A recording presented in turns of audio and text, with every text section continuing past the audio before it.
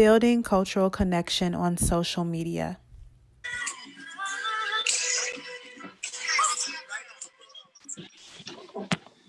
All Oops. right. So I could see everybody. Cool. So pretty much everyone in here has been with us throughout the day. Just real quick, again, I'm Danielle Nicole, co-founder of Be Well. This is a community wellness session. And today we have two presenters. They're co-hosting together, Tahira and Janelle. And so I will let you guys take it away from here. Do your thing. Awesome. Thank you, Danielle, so much for even putting this whole Be Well Summit together. I think this was dope. I remember you, it was an idea. I feel like we were at a bar just talking about it and you had an idea. And then I love when people had an idea, we were just talking and then I see it here in real life. It takes a lot of space between the idea and getting it. So shout out to you, girl.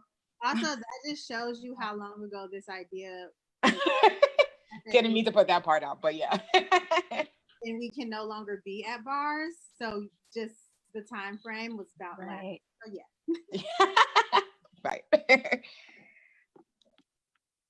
Yeah. So thank you again, Danielle, for putting this all together. I feel like as we navigate not only just COVID, but just life as Black and brown folks, spaces like this are so essential. So kudos to you. Thank you for allowing us to just share in each other's space on this Saturday. And so I guess to get things started, we'll just introduce ourselves. Tahira, do you want to go first? Sure, I'll go first. Okay, so I'm Tahira Savannah. I'll just give you guys a quick background of my story. I became an entrepreneur around 2012, and I'm one of these entrepreneurs that didn't start with money. I'm first generation born. My family's from Trinidad and Tobago. What happened to me, why I am the way I am now is because of the recession. That's a legitimate answer. I call myself a recession millennial. It was I had a master's degree. I went to an all-white school, LIU, post, graduated, shiny student, ready to work for somebody and it was nothing. So I quickly learned how to just find my way and stuff like that. So that was 2012. This is 2020. A lot of stuff has happened in between then and now. But the biggest highlight, I guess, would say is that I took my brand and myself and my client turned husband to California, Hollywood. And that's really where it cemented to me, hey, you are the master of your world. You have the capacity to build something, even though you are first generation born and no one in your family has anything. And then in California, I met my friend Perky, who is in here right now. We started doing events and we launched for us to kind of be a Juneteenth kind of event and, thinking that to find community for Black people, for West Indian people in Los Angeles.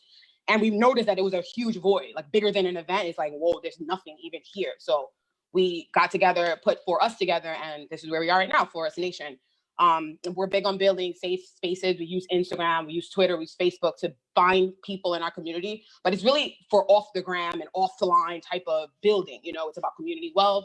It's about having those deep conversations. It's about mental health. It's about everything that we're up here to discuss. So in a nutshell, that's Tahira, that's me. And that's why I'm here. I'm here to hang out with you guys on this Saturday. Sweet. And to intro myself, my name is Janelle Martinez. I'm a multimedia journalist specializing in culture and identity. I write for a bevy of different outlets, from Mezcla, Adweek, to The Fader, amongst many others. And I also created in December of 2013 a digital community known as Ain't I Latina.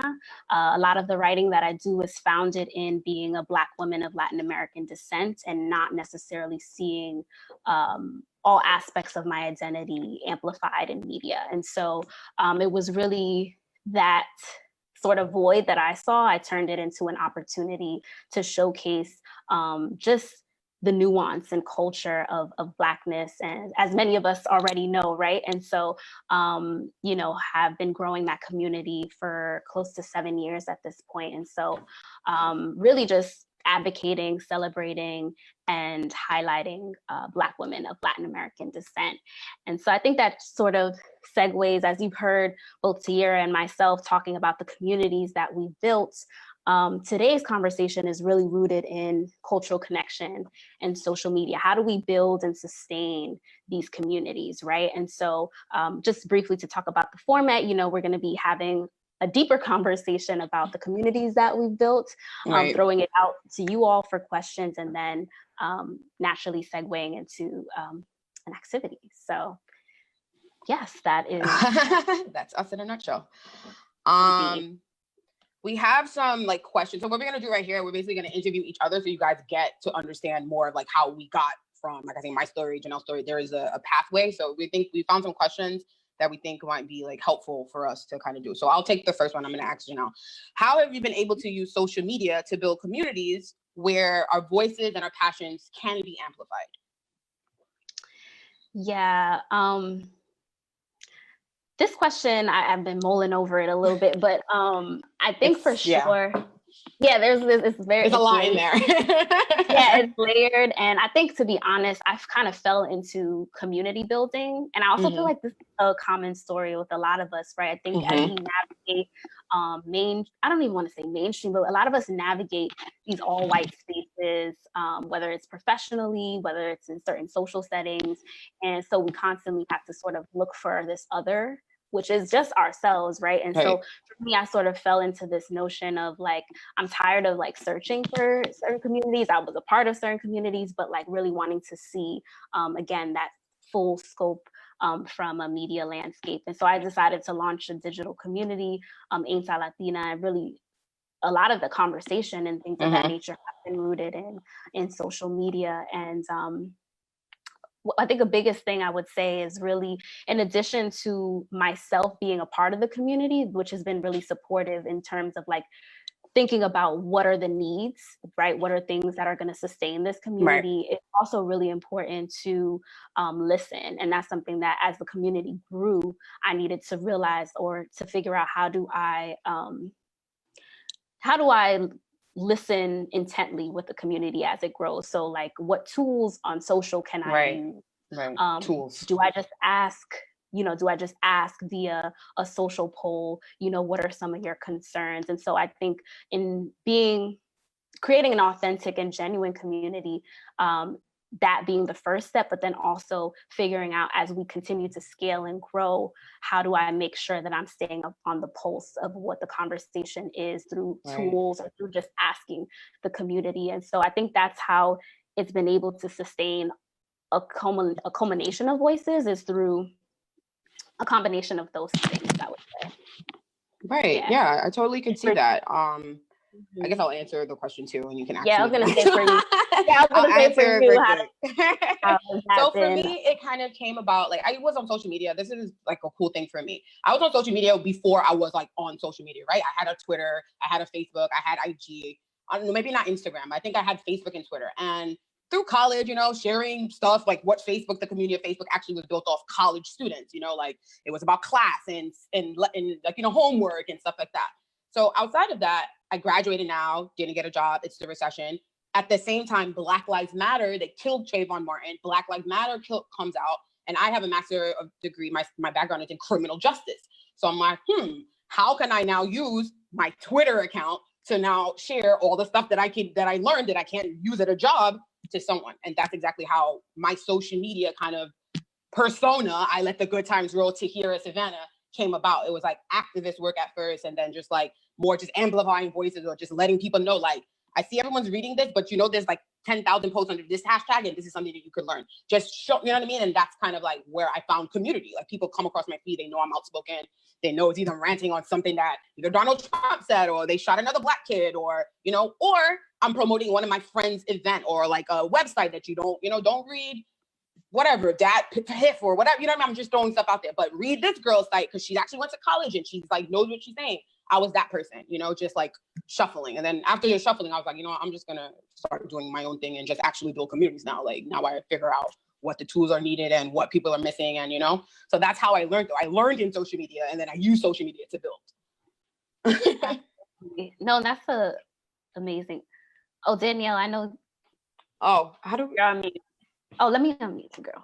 Oh, yeah. I know. I was like, oh, I hear you. When y'all said co-host, y'all meant co-host too. I just wanted to ask it. I love what y'all both just said, and like even thinking about the resources, how a lot of us are creating these like social media accounts. Well, on one hand, it's like social media, like you need to detox. Like there's just so much fluff going on, right? But then in the midst of all of that, what is really cool is that like I find a lot of my resources by following like-minded people like in my circle, like everyone here in this room. And like we're sharing like what books we're reading. Oh, if someone's like really interested in financial investing, then I'm like, okay, what are they reading? Like just beauty tips, everything. And it's just Right. become this like go-to thing for me too. And like to your point, I'm like, let me just start now curating who I'm looking at. And I look up and it unintentionally, but in a good way, I realize like everyone that I'm following is really like they look like me because like Yep. that I'm curious about, which is Right. cool. Okay, I'll go back on mute. Go ahead, No worries. I think That that was great. on point. Yeah. So here, a question I have for you, especially because I know you mentioned, you touched upon the fact that like, you know, we were seeing the Trayvon Martin and these sort of like very heavy things come across our feeds and come across, you know, in conversation. And, you know, part of the work though has been creating a safe space. So I'm curious for you, in your eyes, what constitutes a safe space? Honestly, that's something that it's funny enough that me and Ashley, my partner Perky, who's also in the chat right now, we run for us together. It's funny, before we met each other, like I was, you know, she was living in Brooklyn. She's from originally California. She moved to like New York, went to like some school and stuff here. I did like kind of the opposite. But like when we met in California, we have the same background. She marched, she was doing like die-ins and stuff for Trayvon Martin, Black Lives Matter. It's the same thing that motivated her kind of out of this, like stop being just ignoring what's happening, you know, it's just like that.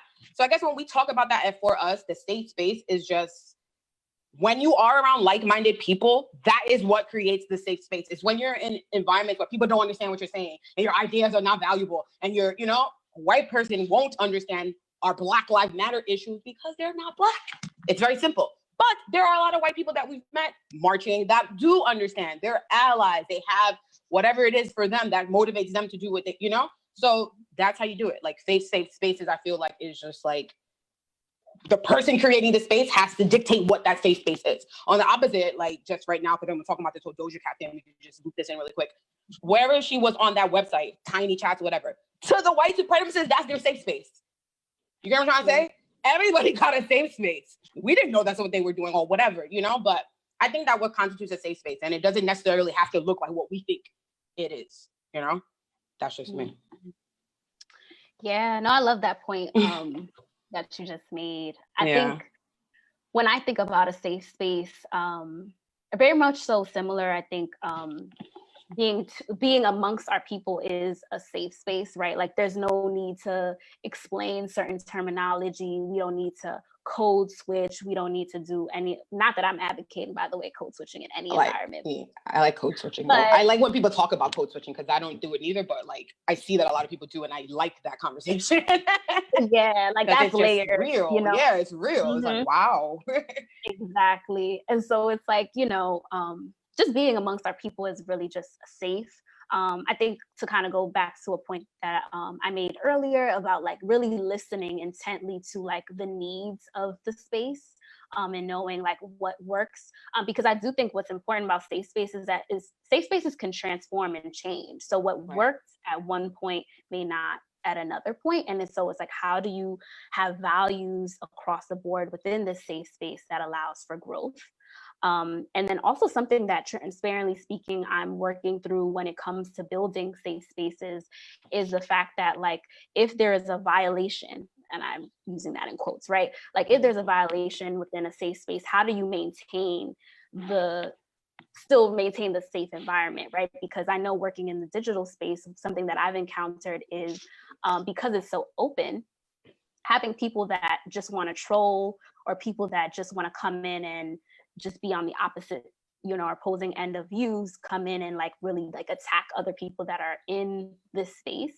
And so how do I navigate that? And I know for me, I just am like, this ain't the space for you. So block, click, you know, whatever, which, you know, works. But I also think if we reimagine or like think about like reformative spaces, like how does taking action look like? And that's something I'm still working through. Right. Someone asked a question, Delilah. I'm trying to unmute you, girl. Unmute. Delilah? Hey, Oh, yes, it was more like a comment rather than a question. Well, yeah, like a comment, yeah. But I don't know if people are seeing the chat, but just say what you said in the chat still. Yeah, I was just basically saying that it's challenging amongst some of our people because not everybody's doing their due diligence and their part to seek out information, right? People just like kind of whatever they hear or they read, they just take it at face value and kind of don't critically analyze things. And so it kind of is a disservice to us in some instances. Very true. Some of the things that we push out for us is, well, like actually me specifically, because we come from the college, it's like research before you share. Like, don't just be, oh my God, mad people share. Just because a lot of people agree doesn't mean that it's a fact. We learned that in college, right? We learn how to research. So it's like, that's an important thing that we need to say in our community. For us to keep this space safe, then we have to do our part to like, let me Google this really quick to see what y'all talking about before I go in rant on it. And it's not a lot of work, you know? So I totally agree. That's important. I also think too, if you make a mistake, Danielle as well. Oh, she's gonna mute herself. If you like, I know I'm like trying to figure out that whole mute situation, but like if you do make a mistake, it's okay to acknowledge that, right? So like if someone does decide to like share some misinformation, you know, I would hope that they would correct themselves and note that instead of just like, because I've seen a lot on Twitter, people just delete it and it's like it still exists somewhere. Like we could still acknowledge it and maybe create additional conversation from that. Right. Word. To Hira's point too, like you just mentioned something that was very interesting where you were like, you know, do your research. Like just because you see something online doesn't mean that it's like fact, right? And the one thing though, the slightly like negative side of social media is like because there's so much conversation happening in social, you sometimes like get overwhelmed with the amount of conversation that then you look up, you're like, when's the last time I actually formed an opinion for myself? Like without just like when I'm in conversation with somebody else, like reiterating the conversations I saw on Twitter. Like, are these my thoughts or are these just the same things that I am like literally reading on my feed? And that's important that you're saying that because I feel like that's exactly where our mental health issues start coming in. It's that right there. It's like, wait, close the app because it's like, whose idea was, you know? And it's that because it's overwhelming. Like, you know, if you're taking it, they're saying nonsense this whole COVID. That's what people are promoting in the science world too. It's like, this is not normal to be taking all this information. We've been taking information on our news feeds for years already, you know, but like now they're talking about it with the news and COVID. It's not normal to hear data reports of death numbers updating like a, you know, it's not normal. Yeah. So it's compassion fatigue. Yeah. Yeah. Mm-hmm. If anybody else wanted to like kind of, we're trying to manage these shots. Y'all talking now. Wave your hand if you're trying to talk. No. Oh, Danielle, I think Turkey, right? Yeah. Hey. Hey. And I was like, let me show my face. Hi, everybody. So I just wanted to add in on the safe space, and then I want to touch on the mental health thing as well. So like, me and Tahira, we both do come from like a education background. I personally am a social worker. So when I say safe spaces outside of like what we create, like this right here is a safe space, I believe. But I also think what makes a safe space is when we come into a space and we create our parameters, like autonomously. Like we say, okay, when somebody is speaking, one mic, you know, we won't use hate language and we won't use vulgarity or whatever, like having the parameters within our own space so that we know, because like how you said, Janelle, you don't know how to keep somebody out or like how to set up that boundary. If you have like the rules to begin with, then if somebody crosses the line or they break the boundary, you can address it because we all came up with it together. And then if they don't adhere to it, then it's like, okay, now we can remove you from the space. It won't be any hard feelings. I won't have any guilt about it because we came up with these rules together. And then I think also with like the mental health, I think right now with what everything is going on, like, yeah, it's good to like sign off because everything is so digital right now. Like everything is on Zoom, everything like stuff by choice and stuff for work, you know? So it's just like, don't come to my event. No, I'm not. I'm saying it's a good thing. Like we can now travel. Well, we can't travel because everything is shut down. But like if we were able to travel, this is what we wanted. Like we wanted to be able to do what we wanted in our own spaces. But now it's just like, okay, like this is a lot. And so I think being able to turn off some stuff and then also checking in because we're isolating. So I think it's easy to forget, out of sight, out of mind. So Yeah. just checking in with people that we don't see often and making sure that everybody's okay. Right. That's lit. Thank you, Ashley. Ashley's my co-founder. All right, so let's move up. Well, no, actually, this is There's up for one you guys. question. Oh, go ahead. There's one question I noticed in the chat from Jason. The question was, do you guys feel like there's too much of a loop of the same info to the same people on social media, especially Instagram and Facebook? And I definitely feel like that is for sure the case. I think when we think about creating stuff, we're working against algorithms at the end of the day that, feed into what is coming up, the frequency and things of that nature. And so I've even seen people get like banned or what is it, shadow banned? I'm shadow banned, guys. For Black Lives Matter. You see, right, things of that nature, which is wild. This is information that is supportive of our communities, but it's very interesting because the engineers and everything of that nature, like literally they determine what we're seeing. So it's wild. Yeah. Remember, Instagram is owned by Facebook. Facebook is created by Mark Zuckerberg. Mark Zuckerberg is not part of our community. So, you know what I mean? It's still just connecting the dots of where we are. I mean, Zoom, I heard Elizabeth Warren talking about Zoom. That's another thing too, I think the COVID has kind of brought to the social media aspect. It's like, we're spending time on these ads. Are you guys checking privacy things? Like, what are they doing with our information? Are you, like all those things are now coming higher up in the conversations, which we've been on these timelines for a long time now. They've been probably stealing our privacy, our information, hacking our, you know what I mean? They know where we live. They want us to put all our friends in one list. Why? That stuff has been there. It's just that now, I guess it's okay to ask certain questions because everyone knows that everyone's using it there, So yeah, good question. A lot of stuff going off in the chat. Let me see. No, I believe that was. This. There's a shadow. Oh, you go. So I was just. Okay, perfect. Yeah, shadow ban is when they block your reach. They can't block you because it's illegal. They can block your reach though because they control, like what Janelle said, the algorithm, right? So there's hashtags and your account gets shadow banned for like certain periods of time because Facebook knows it's illegal. And once it gets to the media, they're going to have a major issue because it's censorship. And censorship in America is a big deal.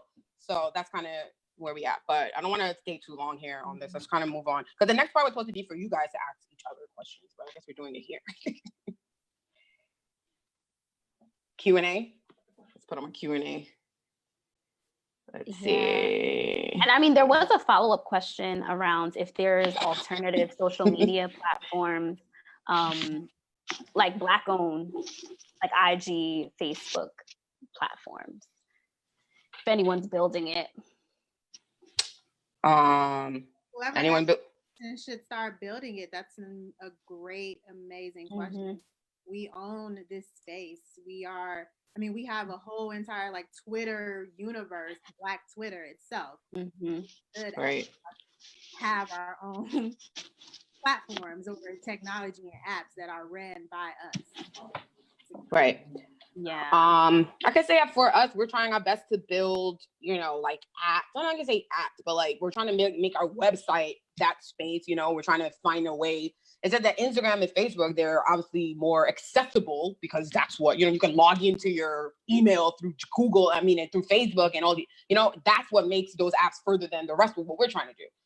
But there is a way. We talked about it after our event last week that kind of went crazy on Instagram chat. We're like, maybe we should move it to WhatsApp, which is also owned by Facebook. So it's like, there's only so much we could do out here. But I'm down. I'm learning coding. I don't know if any of you guys have heard Black coding, and that's a big thing for us to kind of be in right now. So if you got the time, learn coding, Python coding. There's an 8-hour class on YouTube. Just play it whenever you have time. That stuff sinks in, and then when you need it, then go. That's how I'm learning in between everything else that I'm doing.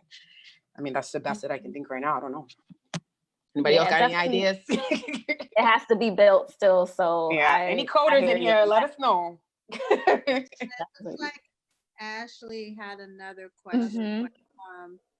Do you want to go and speak for yourself? No. Yeah, okay. It says, come on, Ashley.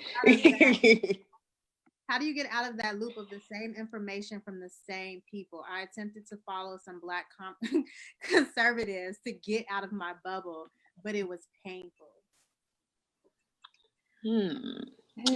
I feel like I know what you're saying because I'm like that too on my everyday. I talk to like like you would say, like I go on Twitter, right? And I'll talk to like a person that's completely different, like a white Donald Trump supporter. Yes, people I know it's like, that's obviously going to get into arguments. But, you know, some of them are not like all crazy. Some of them have legitimate point of views. And I think from the disagreeing to agree point of view, you may learn something, you know? When it comes to Black conservatives, I mean, I don't know. Yesterday, based off Charlemagne and Joe Biden's conversation, I know a lot of people were trying to reach out to me because I had my own personal opinion on that. And a lot of Black Trump supporters were trying to send me links and read this article and look what Donald Trump did for the Black communities. And, you know, so seek and you shall find, I guess, is the best way with that. You got to just look further, go unfollow, block, delete, you know, reset your Instagram, change it. You know, that's what you got to do, I think. Yeah, I think Twitter is an effective avenue to do that. Instagram, I find, is kind of challenging just from my own experience. But because Twitter allows you to like follow hashtags and, you know, now you're seeing other people's conversations if they've liked it, or rather if they've loved it, then it comes into your, you know, feed. So that's a way of like maybe looking at some other people's lists or like following their the hashtags. But personally, yeah, I would say Twitter over Instagram because I don't know, the algorithm is a little weird. Right.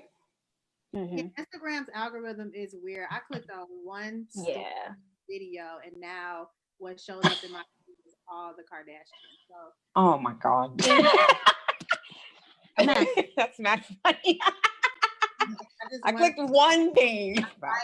I like Stormy, but like I didn't need it to follow everybody else. Facts.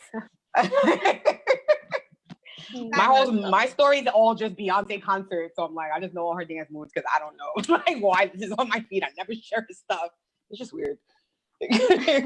Question, I don't, and you know, please chime in if you want to move away from the Q&A. I don't, you know, you all can still monitor this. Yeah, no, we're gauging the time still because the next part goes to the activity. So if you guys have more questions, I think, right, Janelle? Okay. Yes. Yeah, I think we're good. Leslie had a question. How do you navigate through negative comments on your social media? Yeah, I would say okay. I like respond. I know this, so I try to pick and choose when I respond, but like sometimes I'm navigating when it is that someone is just being malicious versus ill-informed and maybe needs to be redirected to some information, right? So some of the negative comments, well, for one, I would just block if it's like wild, because that is an option. But then also too, just speaking about like anti-Latina, some people come to the page with their like anti-Black rhetoric, or like this whole notion of Latinidad being like this like, you know, harmonious thing. And so some of those comments are rooted in that, but sometimes I educate the folks. Sometimes it's very clear that their intent is to harm or to like spew misinformation. And then that's when I will either like, you know, delete, block, because I also know that other people, you know, it's now other people that are having to navigate that too. It's not just like you're on my personal feed, you're on a feed where other people are engaging with this harmful information. And so I need to like remove it. Yeah, and I would just add, like, as a person on social media and you're trying to build a community there, you have to learn. You have to discern a troll versus someone who's actually just misinformed, like what Janelle said, or you know, a bot, or someone that's not even real, and they're just, you know, because that's what we're dealing with. A lot of the time is like that's what happened yesterday on Twitter. They were promoting the "You Ain't Black" hashtag based off the Charlemagne thing, and I'm like, it was Trump people that was pushing that hashtag, and Bernie Sanders supporters that still feel some type of way. Y'all didn't even know, you know, and people are like, wow, they know. Yeah, because you're not watching the entire thing. You just saw something and you, oh my God, I can't believe, you can't, again, go back to research. You can't just react, you know? So I feel like when you know more, it removes the space where you're about to get upset, about to get tight, you know? It's like, oh, you're a troll. You know, I get into stuff with people all the time, you know, because I'm outspoken and it makes people uncomfortable with a lot of stuff that I say. So I'm like, if just because you're uncomfortable, you're allowed to have your opinion. You know, sometimes a negative opinion may not be a negative opinion, may just be a different opinion, you know? So I would say that too. I feel like a lot of people on social media just like to talk because that's the format, you know? We're responsible. Our community is responsible for that. So, yeah. Absolutely. Yeah. We started right. Questions here? I'm slow to using Twitter. You did that to yourself. Okay, so we have. Did we skip a question? D, did you see another question? No, that was a lot. No. There was one. Shantini said, "Do you think that because Oh, I see it. information comes so fast, is it traumatizing people at higher rates?"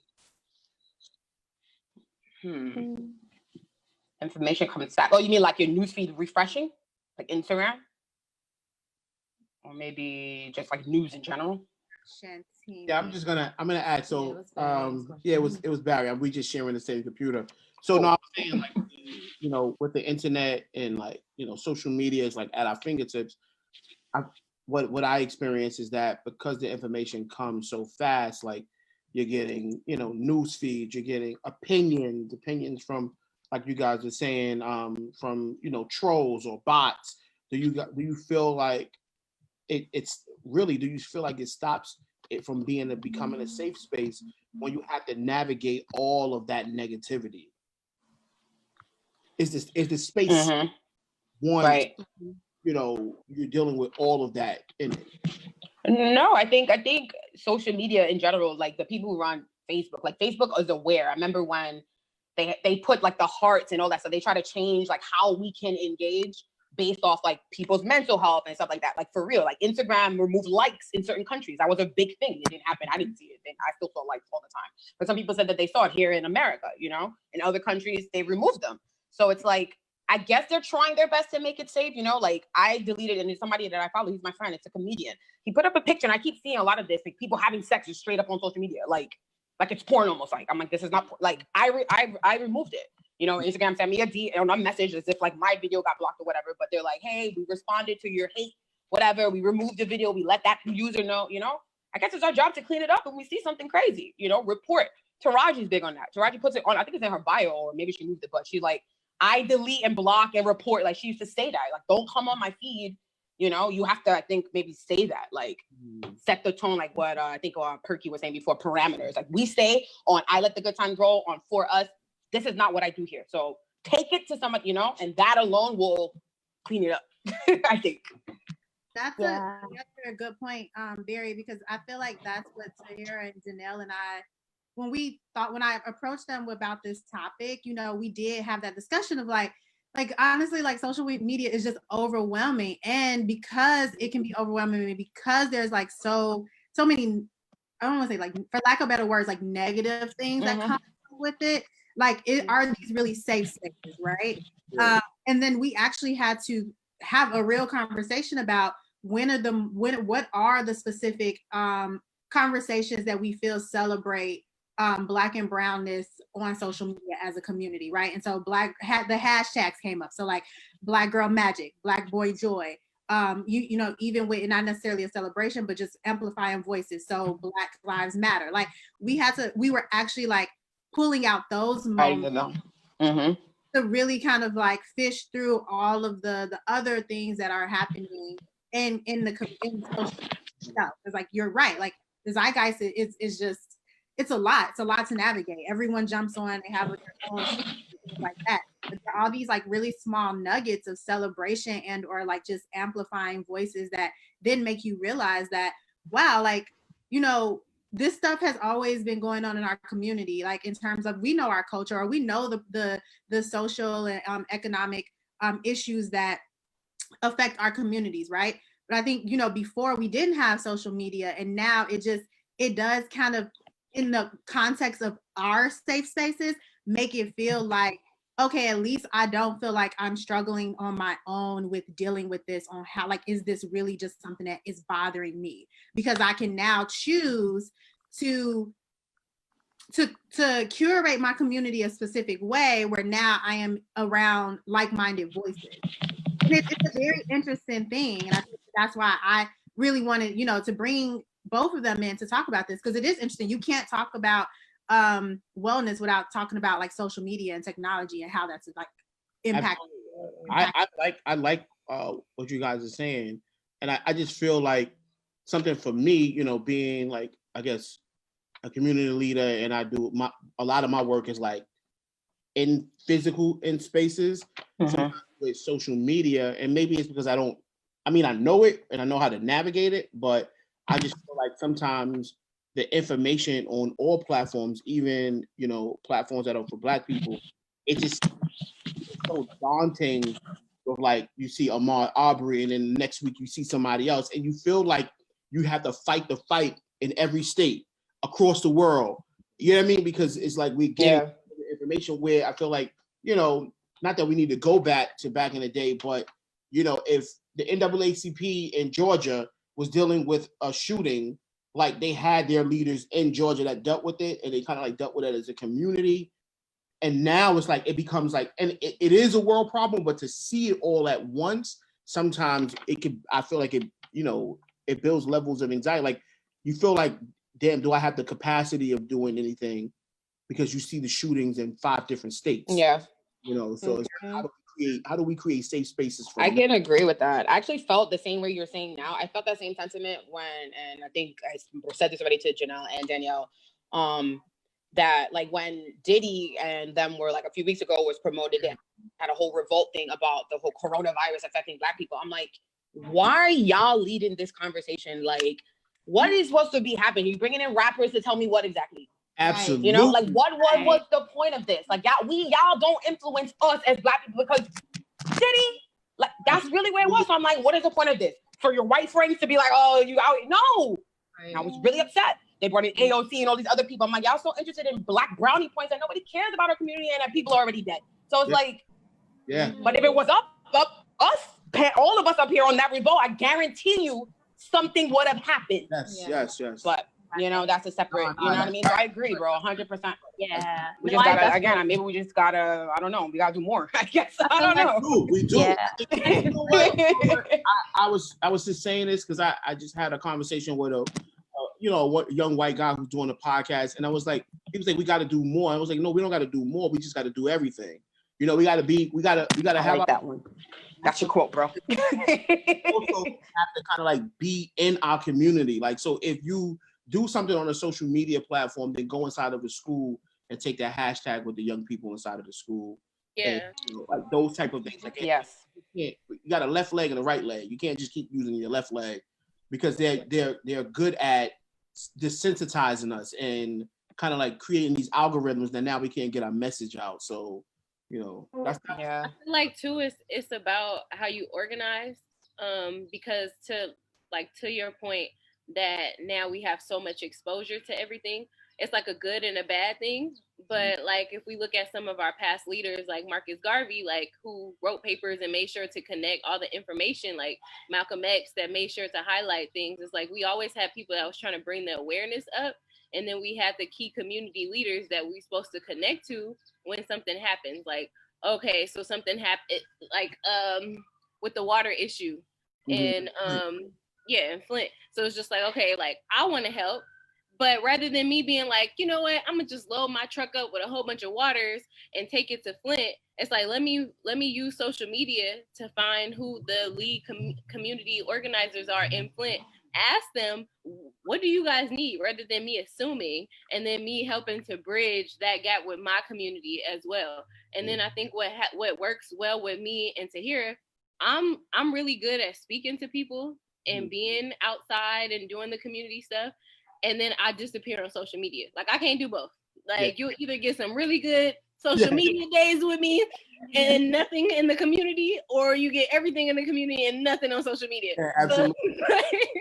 So I try to reach out to her and I'll be like, okay, I'm gonna disappear for a while because I got some stuff to do. That's and true. So, like that's how I get my left and my right leg to be moving at the same time. You can't do it all. No, for real. That's why my last brand that I formed, I'm like, I need a partner because we can't actually do this by ourselves, you know? So it's like we tag team as much as we possibly can. So that, good that you brought that point in. This is dope. Oh, wait, we all muted. Whoops. Janelle, unmute yourself. I know I was on mute because there's some construction going on. Okay. And all of that. But no, I agree with everything that was said. And I also think it's important that we create our own boundaries, right? Like we're gonna get a lot of information. And I think that like some days, as I think Perky, you mentioned, like, hey, some days you're going to be on social media, other days you're not, because simply you have to maintain your own mental wellness at the end of the day. And so, yes, it is a great tool, but then also we can also take time and space that we need to make sure that we're well so that we can continue doing the work. Right. Naj has, do you have? No, go. Yeah. Has a question. Actually, Naj is my roommate, so she's like right next door. Hey, girl. Do you feel like you are paving new trails when it comes to activism and social media? I wouldn't say new trails, because me as an activist, like, you know, I got the fro on Angela Davis. I'm not really doing much. You know, we're the new generation of this same story. It's unfortunate that they keep saying, oh, we still fighting for Black lives, but like, I think it was Barry said before, is that we're going to be doing everything until, you know what I mean? That's my favorite part of a James Brown kind of song. I think he says, like, we got to keep going until we get our share or something like that. It's like, brother, we can't quit until we get our share. That's what I'm on every day, you know? So social media is how we communicate, right? It's like, I don't check my emails, I check my DMs. So that's why we're there, you know? It's like, I'm trying to get young Black kids to like, all right, come up for Snapchat, or you're going to be on Snapchat. Let's do this march. Like, you know what I mean? Let's show the people in the community that we're not disenfranchised and we actually do things together. It's not just about partying, chilling, and doing things that, you know what I mean, they know what to do, or crimes or whatever what they want to say about us, you know? Social media is our opportunity to show the world what we actually are about. So yeah, I think I'm paving new ways. Oh, but if y'all want to write us a letter, I'm definitely down to write letters, though. So we could get across all the shadow banning, so we could definitely use that too. That too. We got to use the old Black Panther, like, meeting. You don't know what's going on in here. It's like, we got to bring that back, but we're trying to figure out how. Maybe Zoom. Don't promote the link.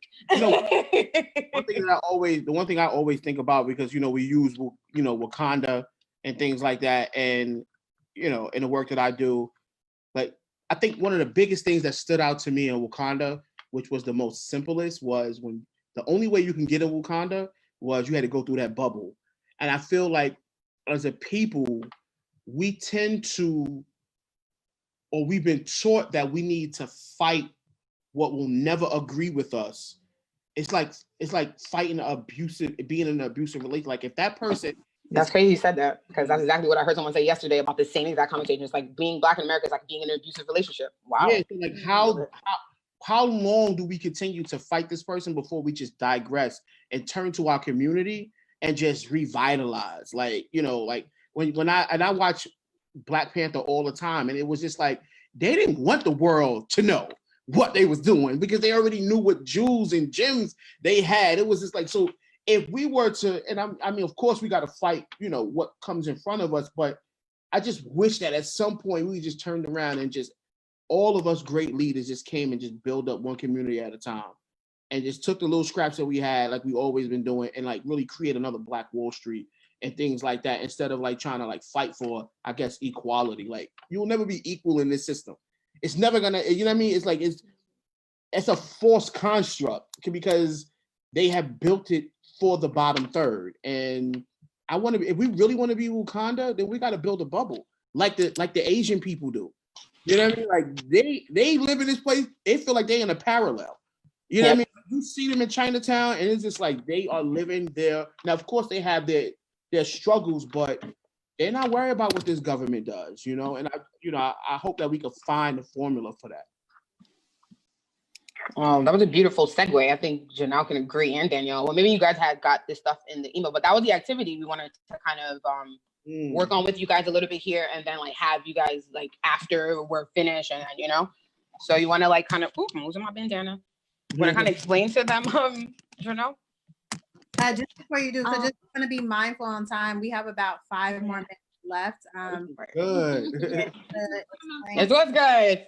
Let's keep these conversations, y'all, on IG. Right. I definitely think that this could be a start to well, we've been having the conversation, but definitely the activity will lead into some more engagement that we can have online. So the wheel, actually, I don't know. Let's see if I pull it up. I don't have it on this device. Did you guys get the wheel in the email? The focus wheel? I can pull it up and share it. Yeah, you can share it if you can. Thank you. Sorry, I don't know what's happening to this phone right now. You never want us to be great. Come on. So essentially what the premise of the activity is really to talk, and I think we started it when it came down to Wakanda, right? And so like if we build our own community like a Wakanda, what would that look like, right? So like filling in and talking about like characteristics that we feel would be essential to the community that we are creating. So right. And just to explain to you guys a little bit about like the focus wheel, like what the intentions of a focus wheel, if you haven't heard of it before, it was actually Danielle's idea. I learned about it just in this week to prepare for this for you guys, but it's actually cool. I'm going to use it a lot more now. A focus wheel is basically like kind of like self-accountability, right? So it's like, we're saying we want you to build your own Wakanda. So that's their goal, right? It's like, what are the steps you need to do to like make sure that you get to the middle goal in the circle, you know? So each thing you say, and the reason they have it in a wheel is because you're not supposed to really break your focus. You're supposed to like think. So we were saying Wakanda, it would be like Wakanda, the hashtag Wakanda forever. It'd be like vibranium. It'd be like, you know what I mean? His suit or whatever, like the sand, like, because we know that we all watched the movie. So for yourself now, like when you're thinking about your own world, like think along those kinds of lines. What will people know you for the hashtag? What will be your special features? What would be your technology? You know what I mean? Like what's happening in this kingdom. So I don't know if we have much time to do it here together, but this is what we wanted to kind of maybe start. Maybe you guys have some ideas, share a few of them. What would your, you know, maybe your name of your world. And also, I did send this out to whoever was registered for or pre-registered for this morning around 7 a.m. But what we'll do is after the event, I'll make sure that everyone gets this as well. Can we do like a Be Well flashback or check back? Like maybe a week from now, like for this one particular thing? Woo! I don't know. I don't want to add no more. What I'm down. this was for. This is exactly what this is for. I mean, yes, like I'm down to like break off, have these like little silo sessions and continue the conversation. Cause yeah, like that's exactly what we wanted to create. What we're trying to build, yeah. Right here. So why stop it, you know? Mm-hmm. You're gonna cut us off in a minute. I'm not. But yeah, you know, if one or two people, you know, have like a quick, you know, idea or thought they want to share with this and answering this question, go for it. Don't be, you know, don't feel a certain type of way if I be like, all right, cut time. Yeah, that's not us. This is Zoom.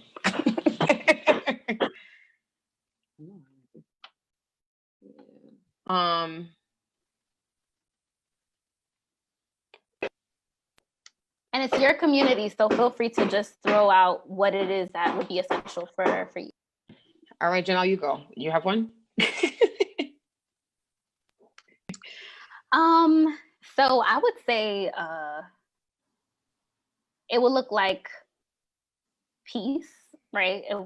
I know I can kind of get deeper with that, but I think peace is like a theme that comes up for me. Okay. Mine would be like, you said peace. So I would say like peace. And then the next piece would be like utopian in the space where the value is in like the way you treat someone, not in like possession, if that makes sense. I don't know how the heck to write that down as a part of my world, but that's what I would say. Like, you know, it's like utopian, but doesn't mean that like we all have still roles, you know, there's farmers and there's, you know, doesn't mean that those things don't have value, but it's not how we dictate. It's like, well, you got more money, so I guess you're more lit than me. Like, it wouldn't be that. It'd be just, since you have more money, I guess there's something wrong. You know what I mean? Like the opposite kind of thing. No. Anybody else? I have time for another one. I do apologize, but if you click Janelle and to here, if you want to jot down your information in the chat, I will stay logged on for about another 30, 40 seconds so everyone can get your information. Cool. And then I'll figure out how to, you know, connect all of us and really continue the conversation of what that looks like, because this was a great start, I think. And it's also an example of, you know, just being open to the possibility of how things go. I think we planned it to go a certain way and we want to do like an exercise and things like that, and just being able to just be open with just the conversation that just happened here is another example of how great it is when you could just be present and just allow things to just happen as they should. So I thank everyone for showing up. we have one more event, which is our spiritual wellness pillar. So we have 2 workshops real quick. One is going to be facilitated by a pastor who will do a message around transformation and keeping the faith. And the other one will be about, will be led by an energy healer, and she will explore like what it means to explore your spirituality and connecting to the divine. So thank you all so much. As we head into our always. This is great. How do I go? I can go there right now from this, or it's a different link, right? It's a different link, yeah. Okay. You can go to our website. I mean, if I have to like jump into that one. But I know. Yeah, no, you do you. I got you. I'm gonna find it myself and get myself in. All Thank you, though. Thank you guys so much. Thank you, Janelle. Thank you, Sahara. We're gonna chat more.